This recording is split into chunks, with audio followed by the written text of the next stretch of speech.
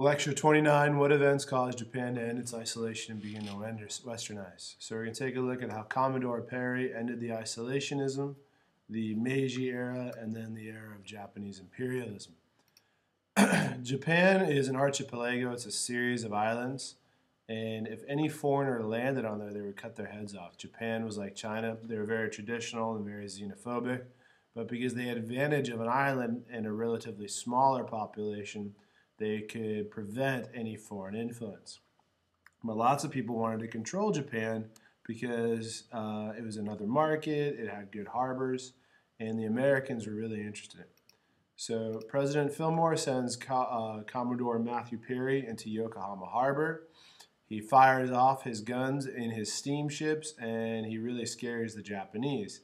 And he threatened to use force if he was not able to meet with the highest ranked member of the government. And ultimately, the Japanese succumb, and they sign a treaty with the United States. And this is called gunboat diplomacy. So the United States and Japan introduced each other when the United States basically fired guns upon Yokohama Harbor. So the Treaty of Kanagawa happens. Japan opens up 2 ports to trade with the United States. The U.S. opens embassy. They get in Japan, they get extraterritorial rights like the British gave to the Chinese. And now the United States becomes the power on the Pacific Rim. And here are the countries on the Pacific Rim. There are the countries that touch the Pacific Ocean. So the Pacific Ocean is about twice the size of the Atlantic. So if you control the Pacific Rim, you control a great trading empire. So the United States is becoming this imperial power once again. Now, at this time, the next emperor in line, his name is Mitsuhito. He was 15 years old. And he rules at a time called the Meiji era in the late 19th century. It is known as an enlightened era of rule. And he looks at what happened to China and how the Opium War destroyed China. And so he decides not to remain traditional. He decides to westernize his country. And you can see that he dresses like a European soldier here. It's an example of westernization. And he begins to massively industrialize his country. This has a huge impact, and this actually was a focus of a movie called The Last Samurai with Tom Cruise.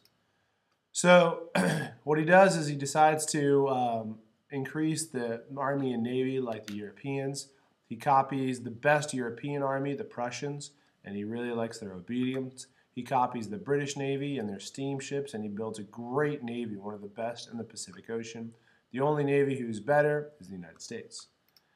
And he also copies American public education. They copy the American system of education. They send students abroad to study in America.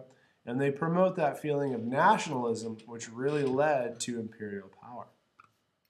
So they begin to expand their empire. They become the strongest military power in Asia. They eliminate extraterritoriality. Here's Japan. They'll conquer Manchuria, Korea, most of China during World War II. They'll conquer all of these areas, French Indochina, Indonesia, the Philippines as well. And this is the biggest empire they have during World War II in 1942. How do they do this? Well, because they have such a strong army that's westernized, they imperialize Korea first. China and Japan fight a war over Korea, the Sino-Japanese War of 1894. Japan wins. And then they have to deal with Russia.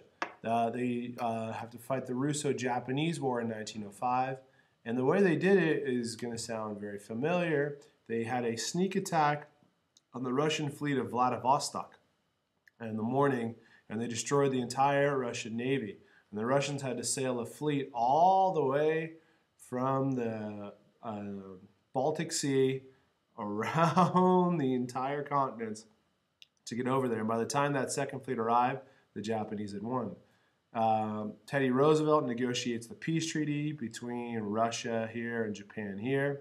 And the result is more imperialism of Korea by Japan. And so now the only country that is more powerful than Japan on the Pacific Rim is the United States. And that leads us nicely into World War II. All right, thank you. Bye.